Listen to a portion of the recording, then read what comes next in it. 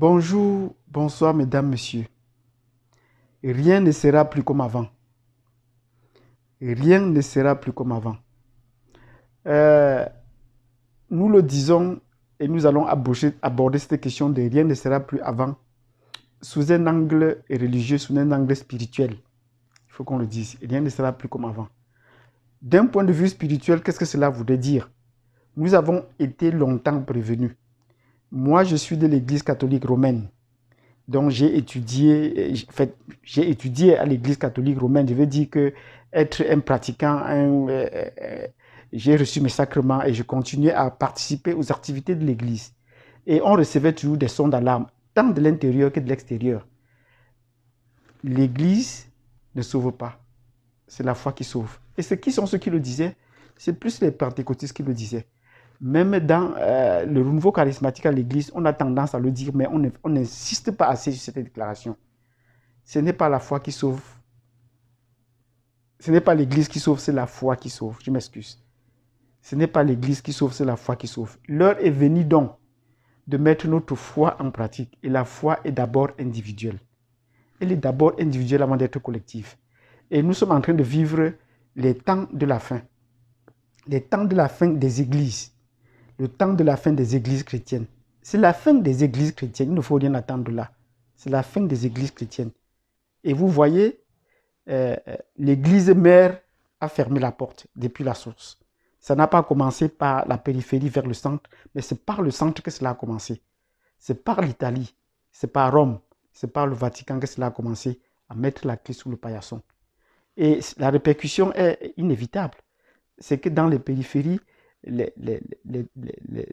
ambassadeurs, les archevêques ont pris le relais. Et désormais, les lois de l'Église commencent à tomber en désuétude. C'est eux-mêmes maintenant, c'est les autorités, les soi-disant autorités de l'Église qui prennent le devant pour défaire ces lois-là. Il y a une loi qui m'a paru un peu intéressante. C'est la loi selon laquelle vous devez honorer le jour du Seigneur qu'ils ont instauré le dimanche. Et que si vous êtes absent, vous vous absentez à cette célébration du dimanche, vous devez vous confesser. Parce qu'être absent à la messe le dimanche est un péché. Voilà que depuis une semaine, dans ma région, dans mon archidiocèse, ici, l'archevêque a sorti une note pour dire désormais, si quelqu'un n'est pas prêt à venir à l'église, il peut s'abstenir et rester à la maison. Donc ce n'est plus une obligation d'aller à la messe le dimanche. Voilà depuis Constantin, près de 1600 ans après, que les lois de l'Église sont en train de tomber, que nous arrivons donc à la fin du rouleau. Donc, nous avons dit précédemment dans une précédente vidéo, Babylone est en train de tomber. Et Babylone est en train de tomber avec l'Église. L'Église mère, qui est l'Église catholique romaine, est en train de s'effondrer, de fermer. Quand est-ce qu'ils vont reprendre? C'est là toute la question. Aucune prédiction ne peut dire ce qui va arriver demain, mais ce qui est sûr, rien ne sera plus comme avant. Rien ne sera plus comme avant. Vous voyez maintenant, les gens doivent être amenés à prier seuls à la maison. Et est-ce qu'ils ont été suffisamment préparés à cette situation? Non. L'Église passait le temps à vous développer des théories qui étaient extérieures à la foi, amenant toujours les chrétiens à des rassemblements extérieurs à eux. Or, la foi requiert, ou la démarche spirituelle requiert, d'abord se replier sur, de faire une introspection personnelle et de chercher une connexion avec le divin. De chercher une connexion avec son Seigneur, avec son Sauveur. Elle est de l'intérieur, elle n'est pas à l'extérieur. Or, à force de nous avoir attirés pendant longtemps vers l'extérieur, on se rend compte qu'on débouche maintenant sur une aporie. Et qu'est-ce qu'on doit faire? Le troupeau est abandonné. Les bergers sont reclus. Maintenant, qu'est-ce qu'on doit faire? Voilà toute la question qu'il y a maintenant. Donc, nous voulons par cette vidéo essayer d'inviter les gens à se replier dans leur foi sur eux-mêmes, à développer un lien avec leur Sauveur, à se connecter à leur divin, et le divin interne, pas externe. Parce que quand on va vers l'externe, on va vers des dieux qui nous sont étrangers, qui ne nous appartiennent pas. Reconnectez-vous à vous-même. Et même dans les livres sacrés, c'est bien écrit. Reconnectez-vous à votre Dieu. Et la seule chose que Dieu demande à son peuple, pour ceux qui sont chrétiens ou catholiques, il demande à son peuple Israël de revenir à tout. Jérusalem, Jérusalem, reviens au Seigneur ton Dieu. Le retour de Jérusalem, la capitale, le retour d'Israël, son peuple, vers son Seigneur, vers son Dieu, doit être d'abord individuel. C'est chaque individu qui va retourner parce que Dieu est d'abord dans le cœur de chacun. Il va d'abord retourner vers son Seigneur et ainsi collectivement tout le peuple d'Israël reviendra vers eux. Et c'est à partir d'eux qui vont montrer l'exemple au reste de la planète. Revenez à vous. Et ceci me rappelle souvent des épisodes pendant que je vous parle, des choses qui me passaient par la tête quand je lisais la Bible.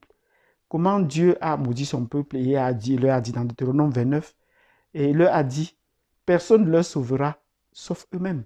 Sauf lui seul, il viendra les sauver. Il viendra les sauver. Il va les rassembler des 4 coins où ils ont été dispersés. Il va les ramener à leur terre. Et nous sommes en train de le voir, il va les ramener à leur terre. Et il va leur donner une nouvelle onction. Il sera leur Dieu et eux, ils seront son peuple. Et nous sommes en train de voir comment les Africains sont en train de retourner en Afrique.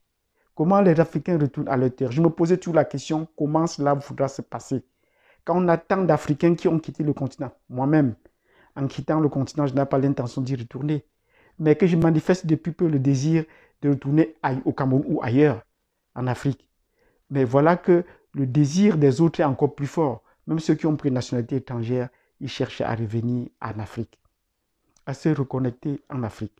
Donc, chers frères et sœurs, en écoutant cette vidéo, essayez de vous conscientiser vous-même et de penser que la source, il faut retourner, il faut se reconnecter à la source. Même si pour certains, c'est difficile de retourner en Afrique physiquement, mais cherchons à nous connecter à l'Afrique. Parce que c'est en se connectant à l'Afrique que nous pourrons retrouver nos sources. Nous avons été longtemps gouvernés par des étrangers et nous ne savons plus qui nous sommes vraiment. Nous ne savons plus qui nous sommes vraiment. Et cela, c'est très important. De comprendre que nous sommes au temps de la fin et rien ne sera plus comme avant. Rien ne sera plus comme avant. Et le Seigneur le dit, je vais revenir dans un monde de justice. Je suis le témoignage de la vérité. Je suis venu rendre témoignage à la vérité. Et je vais revenir pour rétablir la justice. Chers frères et sœurs, je vous remercie de m'avoir suivi jusque-là. Nous allons revenir en détail sur ces éléments que je suis en train d'évoquer ça et là. Et nous allons vous prier de vous abonner, de vous connecter pour qu'on puisse échanger davantage dans la prière. Merci et à plus tard.